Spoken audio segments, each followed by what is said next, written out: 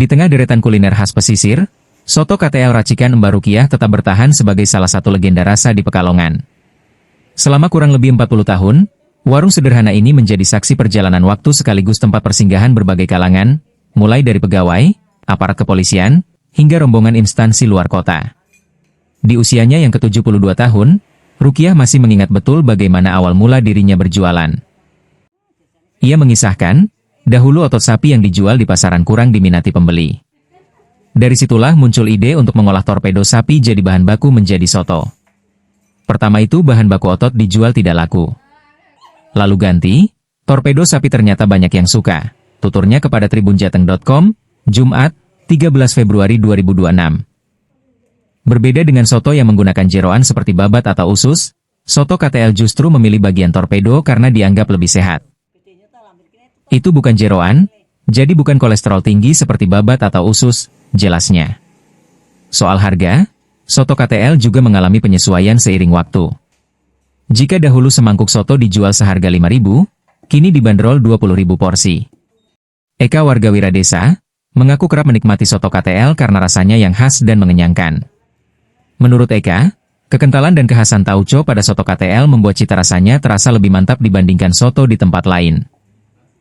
Sementara itu, Kades Kauman Wiradesa, Asyari Abdullah, menyebut soto KTL sebagai salah satu ikon desa yang memiliki kekhasan tersendiri dibandingkan soto lainnya di Pekalongan. Soto ini sudah menjadi legenda di wilayah Kauman, bahkan di Pekalongan dan sekitarnya, ujarnya. Kini, soto KTL justru menjadi salah satu destinasi kuliner yang kerap direkomendasikan kepada tamu-tamu desa. Setiap ada kunjungan, ia tak segan mengajak tamu untuk mampir dan merasakan langsung cita rasa khas tersebut. Menurutnya, keberadaan soto KTL bukan sekadar usaha kuliner biasa, tetapi juga berperan dalam mengangkat nama desa Kauman. Ya, pertama ya otot di pasar kok nggak laku. Dicoba Pak Lurah ya. Coba kok banyak yang kantor ya kebanyakan itu pegawai semua yang 40 tahun. 40 tahun. Sudah 40 tahun. Kok enggak, itu kan bukan kolesterol. Oh. Kalau bebat usus kan kolesterol tinggi, asam urat. Itu kan bukan jeroan. Bukan jeroan. Ah ya susah kalau pas gini pasar Tesuh itu enggak ada 1 minggu kemarin. Sampai sekarang berapa? Dari 5.000 semangkok. Sekarang 20. Sekarang 20. Ya, ini dari Pekalongan ya Mas. Ini soto KTL.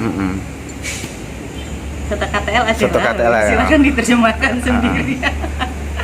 Ada yang membedakan nggak sih Bu dari soto-soto yang lain? Apa sih yang unik ya? Yang unik. Menurut Mbak? Kalau yang unik itu KTL-nya, pastinya KTL-nya.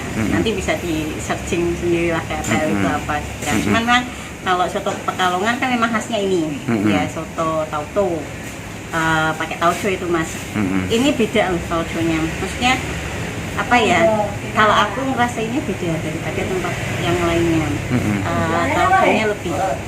Kalau orang Pekalongan bilang apa yang leget ya. Nah, sudah saya berapa kali atau sering ya? Sering. Karena kan ada khasiatnya nih katanya kalau makan soto ini. Mungkin apa Bu khasiatnya? Stamina free. Oh. Tapi Mbak, menurut Mbak ekstrim nggak sih makan ini? Atau gimana? Biasa aja. Biasa aja. Nggak ekstrim. Ya, soto ini sudah menjadi sebuah legenda di wilayah Kauman, bahkan di Pekalongan dan sekitarnya. Karena menurut penuturan penjualnya, ini sudah berjualan di sini sekitar 40 tahunan. Dan ini menjadi satu-satunya di Pekalongan ini yang membuat soto ini menjadi berbeda dibanding dengan soto-soto yang lain. Ya, soto ini kalau saya sendiri ya sudah lama mencoba ini, dan memang ini yang menjadi ciri khas atau perbedaan dibanding yang lain karena bahan baku utamanya untuk membuat soto ini, dan cita rasanya juga berbeda dibanding dengan yang lain. Sesuai namanya kan, soto KTL ini ya bahan bakunya dari torpedo sapi.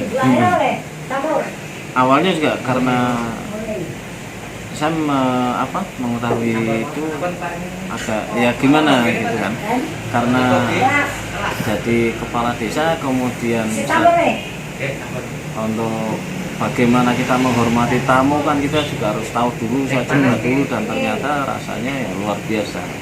Jadi nggak ragu kalau bawa tamu ke sini, Pak. Ya, beberapa tamu-tamu desa itu selalu kita ajak untuk mampir ke sini untuk merasakan cita rasanya.